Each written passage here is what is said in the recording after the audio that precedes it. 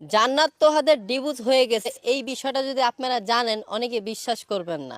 দেখেন কিছুদিন আগে তাদের মধ্যে হচ্ছে একটা অসংখ্য একটা এমন একটা ঝামেলা সৃষ্টি হয়, যেটা হচ্ছে আহ, জান্নাতের যে মা মানে হচ্ছে তোহার শাশুড়ি আসছিল জান্নাতকে নিয়ে যাওয়ার জন্য। তখন হচ্ছে তোহা বারবার আমাদেরকে নক দেয়, কল দেয় যে ভাই, মানে তোহার আসলে ঢাকার মধ্যে এরকম কেউ থাকে না, ও একাই থাকে, ওর হাজব্যান্ড ওয়াইফ ওদের বাসায় থাকে।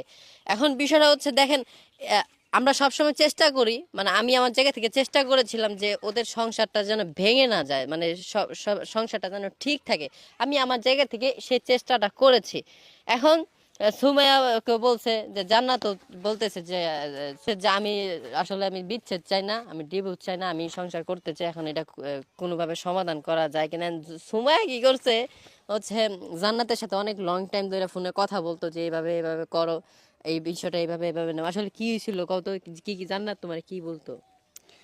জান্নাতে বলতো যে ওই নাকি আর আম্মুরা নাকি টাকা দিত, এগুলা নাকি তুয়া ভাই নাকি দেখতো, দেখলে তারপরে ওরা অনেক ঝগড়া করতো। তো স্বাভাবিক, মারে 500-1000 দিতেই পারে বিপদে পড়লে, এটা তো স্বাভাবিক। একটা মেয়ে তো না দেখতে পারে তাহলে কিসের মেয়ে, সে দিতে পারবে, জান্নাত সে দিতে পারবে না, এটা আবার কেমন কথা? মেয়েরা মেয়েদের তো টান। মেয়েরা আর মার টান তো থাকবে, হুম। এটাই স্বাভাবিক। আর হয়েছে যে জান্নাত আর তুয়া যখন ঝগড়া করতো, তখন আমার এসে বলতো যে আজকে আমার এমন এমন সমস্যা হয়েছে। তারপর তো হচ্ছে আমার এখন কাপড় চোপড় ভাত এগুলা নিয়ে অনেক ঝামেলা করতো, দিত না বললে যে আর ধরেন। এগুলা হচ্ছে জান্নাত হুদাই বলে তোহা সবকিছু জান্নাত রে দিত, কি দেয় নাই। মানে একটা বিষয় আছে দেখবেন, একটা মানুষের যতই দেয়, যে সুমাইয়ের আমি যত কিছুই দেই তারপরও সে আমাকে প্রায় সময় বলে আমি তাকে কিছু দেই না।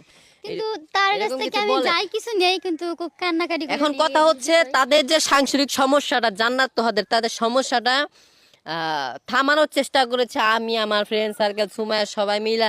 এখন সুমাইয়া একটা ছোট একটা কথা বলছিল যে জান্নাতকে যে তুমি মানে তোহা তোমাকে এত কিছু দেয় না, তাইলে তুমি তার সংসার করো কেন?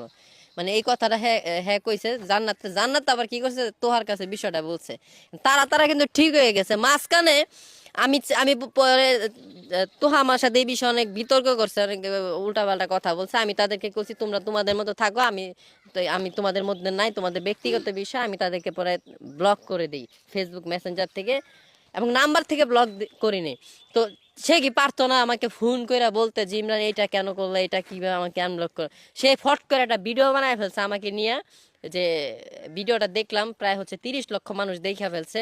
এখন কথা হয়েছে কেন রে ভাই, তুমি আমার ফোন করে বলতে পারতা না? তোমাদের ঝামেলাটা তোমাদের ঝামেলাটার সমাধান কি আমরা করতে পারি নাই?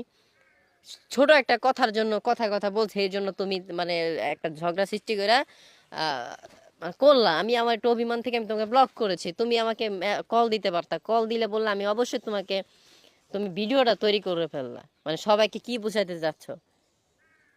ভিউ কমে গেলে মানুষ আর কি আমাকে নিয়ে এইগুলা কথা বলে। এখন অনেকে আপনারা ভাববেন যে এরা নাটক করতেছে, এই করতেছে, ভাই এটা আসলে সিরিয়াস একটা ঘটনা।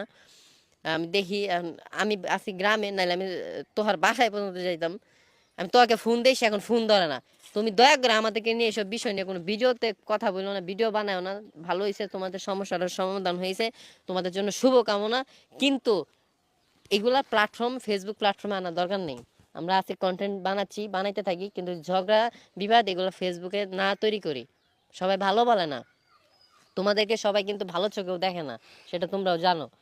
আর আমি আমার জায়গা থেকে পর্যাপ্ত পরিমাণ তোমাদেরকে সাপোর্ট দিই, যা একটা এখন ভুল, তোমার মানুষ মাত্র ভুল হয়, আমি সেটা মনে করি তোমাকে হচ্ছে আমার জায়গা থেকে সাপোর্ট দিচ্ছিলাম।